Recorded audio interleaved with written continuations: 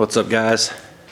Thanks for joining us for episode 3. I'm going to be without Kevin for at least the beginning of this episode because he went back to North Carolina and he won't be back until a little before or after the holidays, somewhere around there. So we're at a standstill over at Tim's with the race machine. We're waiting on some parts to come in the mail, and we're waiting on the updated rule book to come out. So not going back over there for a couple days. So thought it would be a good night to spend a little time on the 17, especially since earlier today I picked up the wheels and the cage from the powder coater, which I'm not going to show you. They look awesome. I can't wait to see them on here. So I got a couple things to do to get this thing ready for that. Got to get the cage off, get some stuff out, wheels off, get it jacked up on jack stands. And I got a little bit of extra stuff to do tonight that I wasn't planning on doing because I left this unit all together because I knew I was going to need it. And this past Sunday, we had it out and we were playing around with it, and I was filming volume 4 of my Sanic and wheel videos, and this happened. So yeah, that happened. So as a result, we have a bent up DWR front bumper, but no big deal. I'll make another one. We rolled the front tire off the bead. A little bit of broken plastic, door scuffed up, roof scuffed up a little bit. But this bums me out the worst because I don't know what I'm going to do with that just yet.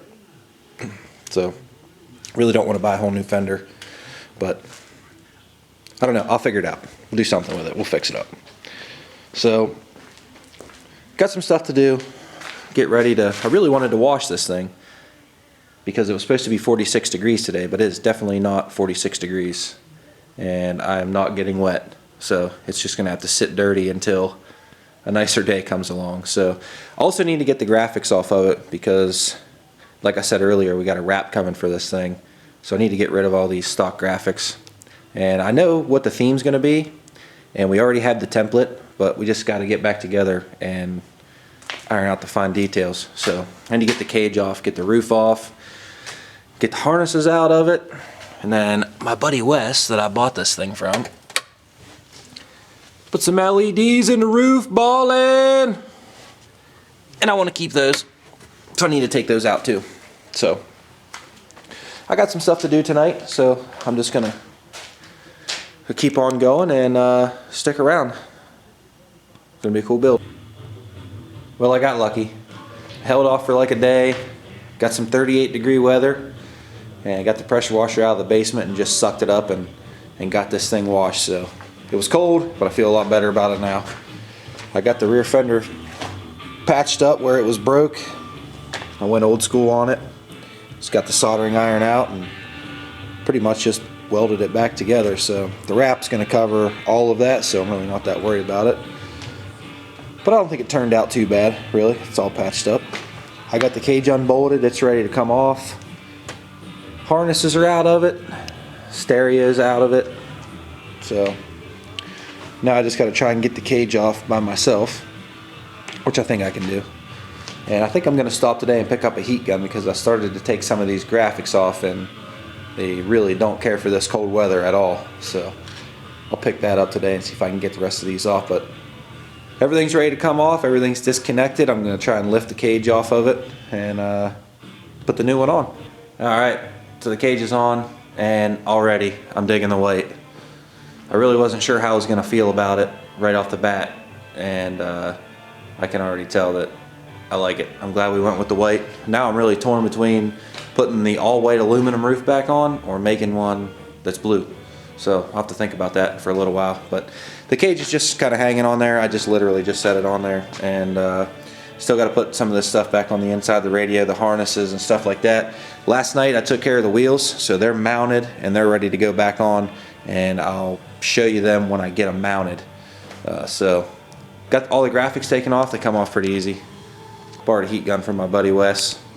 He's always coming in clutch for us. So while I got it jacked up, I decided to take the front shocks off as well, so I need to put them back on. And I took those off because I wanted to make a little bit of a ride height adjustment to this thing. I've been wanting to do that since I bought it, but I haven't had time, so now's a really good time. And I've already done the backs, so Not doing anything crazy. All I wanted to do was just get the car sitting down lower on the ground. So on my 16, when I was racing it last year, we ran a production stock class, so we had to run stock suspension as it came off the showroom floor. And by the time the end of the year rolled around, I really felt like we had my 16. It was jumping nice. It was flying a lot more level than what these things do off the showroom floor, because they're notorious for being a little nose heavy and kind of bucking in the rear end. So I felt like we took care of that pretty well.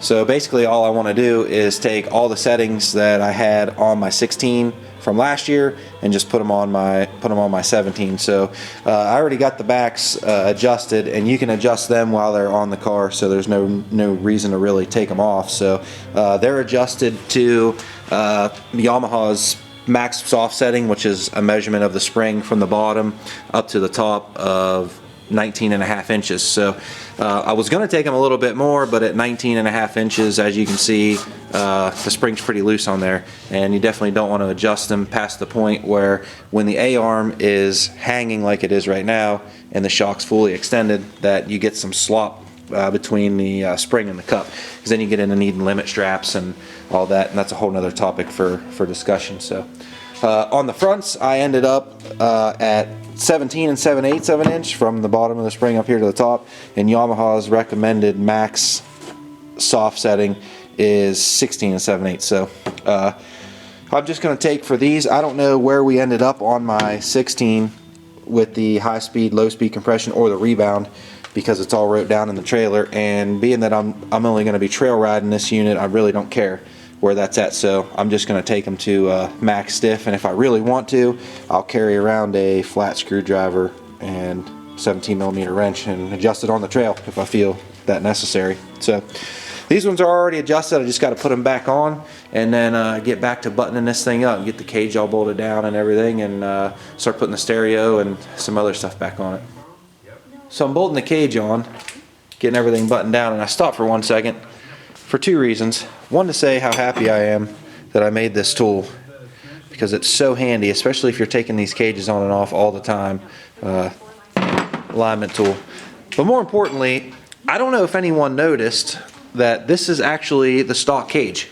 So when I first bought the 16, I had no intentions on racing it at the time, and all I was going to do was take it out and joyride in it. So, but I hated the stock cage. I cannot stand the way the stock cage looks. It drove me insane. So as soon as I got it, I already started making plans to do something with it, and I didn't want to spend the money on an aftermarket cage.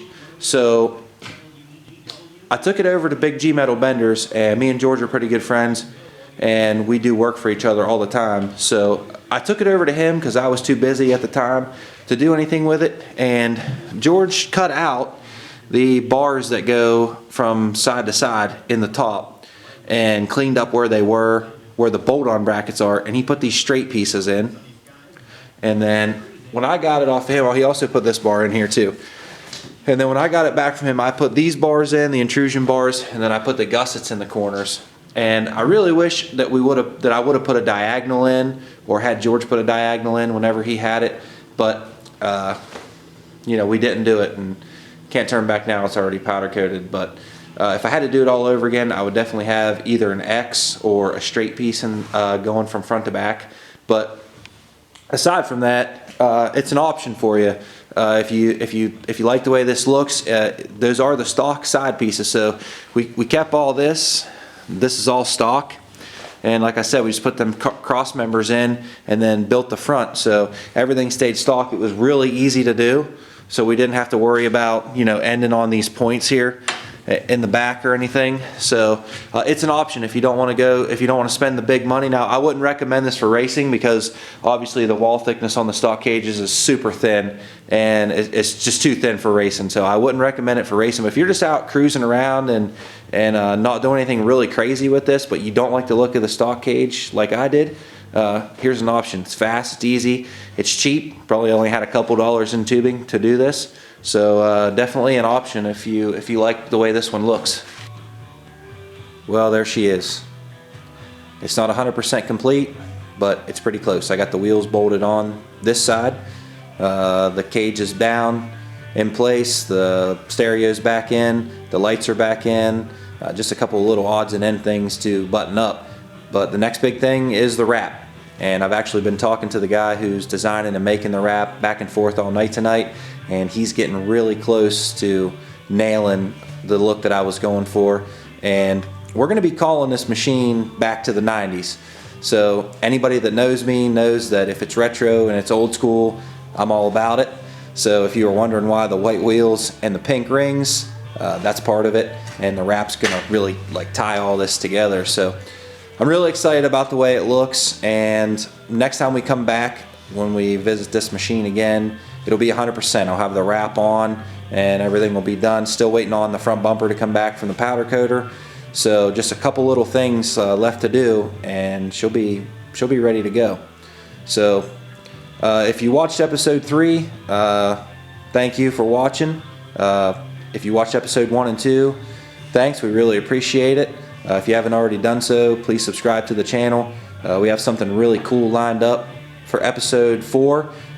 Kevin will be back either tomorrow or the following day, and we're going to dive back into the race machine, and we got some really cool stuff coming up. We're going to be bouncing back and forth between the side-by-sides and getting the buggies ready to go for next year. So we've got a lot going on, and we hope you guys stick around with us to check it out.